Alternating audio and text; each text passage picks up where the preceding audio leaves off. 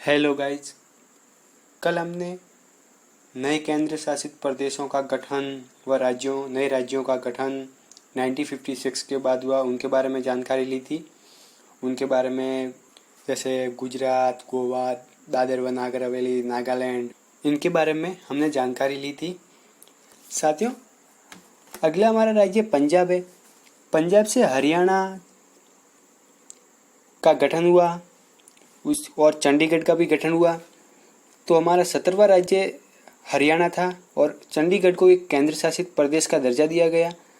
साथियों, फिर हरियाणा में जो पहाड़ी क्षेत्र थे उनको हिमाचल प्रदेश केंद्र शासित प्रदेश बनाया गया और इसे 1971 में पूर्ण राज्य का दर्जा दिया गया। तो साथियों, हमने पिछली क्लास में पढ़ा था हमारा 15वां राज्य 1956 तक तो हमारे 14 राज्य और 6 केंद्र शासित प्रदेश थे हमारे पास।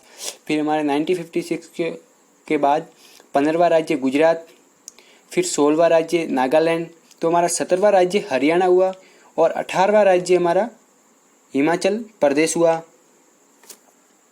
और चंडीगढ़ को एक केंद्र शासित प्रदेश का दर्जा दिया गया था।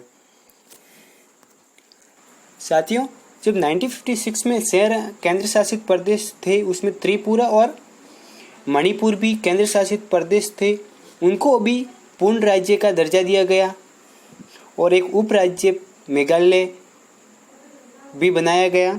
तो साथियों, हमारा 19वां राज्य मणिपुर और 20वां त्रिपुरा हुआ।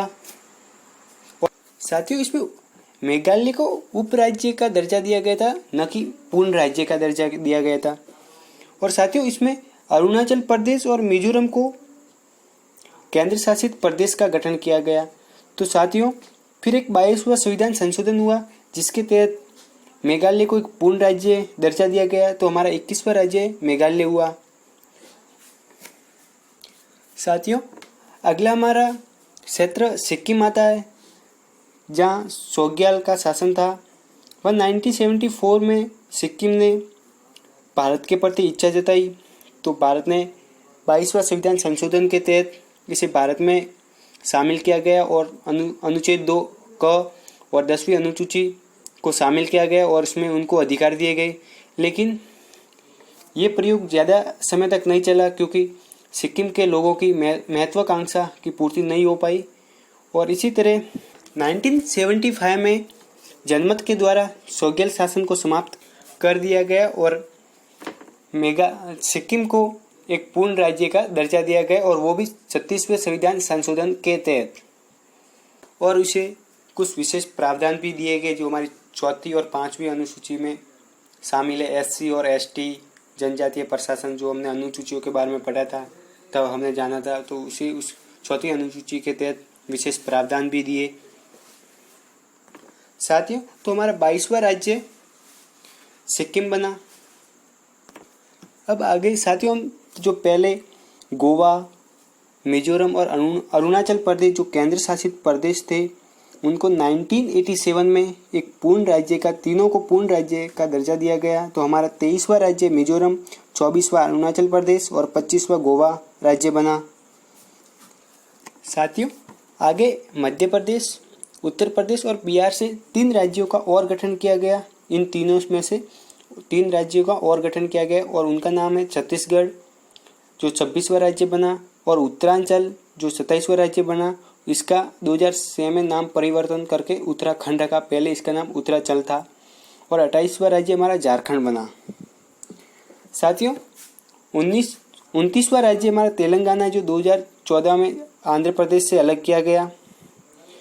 तो साथियों, हमारे अब तक हमने जो अलग अलग 1956 के बाद जो अलग अलग राज्यों के गठन, केंद्र शासित प्रदेशों के गठन हुए और जो केंद्र शासित प्रदेश पहले थे उनको पूर्ण राज्य का दर्जा दिया गया, उनके बारे में हमने पढ़ा। तो हमारे 1956 में 14 राज्य और 6 केंद्र शासित प्रदेश थे, लेकिन 2014 में 29 राज्य और 7 केंद्र शासित प्रदेश हो गए। लेकिन जब जम्मू एंड कश्मीर जो राज्य था उसको केंद्र शासित प्रदेश में बदला गया तो हमारे पास 28 राज्य और 9 केंद्र शासित प्रदेश हो गए। लेकिन दिसंबर 2019 को दादर व नागर हवेली व दमन दीव को दोनों को एक कर दिया गया है, जो संसद में एक विधेयक भी पारित कर दिया गया है। तो हमारे पास अभी 8 केंद्र शासित प्रदेश हो जाएंगे और 28 राज्य हो जाएंगे, क्योंकि पहले 9 केंद्र शासित प्रदेश हो गए थे जम्मू और लद्दाख, जम्मू कश्मीर और लद्दाख की वजह से, लेकिन अभी दमन दीव और दादर व नागर हवेली को एक कर दिया जाएगा। तो हमारे पास 8 केंद्र शासित प्रदेश होंगे और 28 राज्य। साथियों, अभी हम थोड़ा जो पहले राज्य थे उनके नामों में परिवर्तन हुआ उनके बारे में जान लेते हैं। तो हमारा पहला संयुक्त प्रांत था, जिसका नाम परिवर्तन करके उत्तर प्रदेश कर दिया गया 1950 में।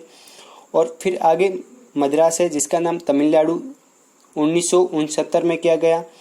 और मैसूर, जिसका नाम कर्नाटक रखा 1973 में। साथियों, आगे लक्षद्वीप, मिनिकॉय और अमीन दीवी, जिसका नाम जो केंद्र शासित उनका नाम परिवर्तन करके लक्षद्वीप रखा गया।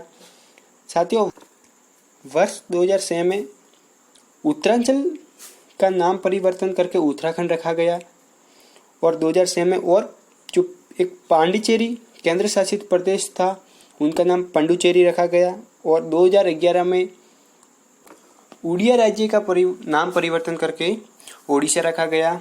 साथियों, ये हमने जो 2-3 दिन से अनुच्छेद 1 से 4 तक पढ़ा और भाग फर्स्ट और अनुसूची फर्स्ट के बारे में पढ़ा, और जो भारत आज़ाद होने के बाद जो नए राज्यों का गठन और केंद्र शासित प्रदेश का गठन किया गया उनके बारे में हमने विस्तार से जानकारी ली। साथियों, आगे हम भाग 2 या भाग 3 के बारे में बात करेंगे। यहाँ तो नागरिकता के बारे में या मूल अधिकार के बारे में बात करेंगे।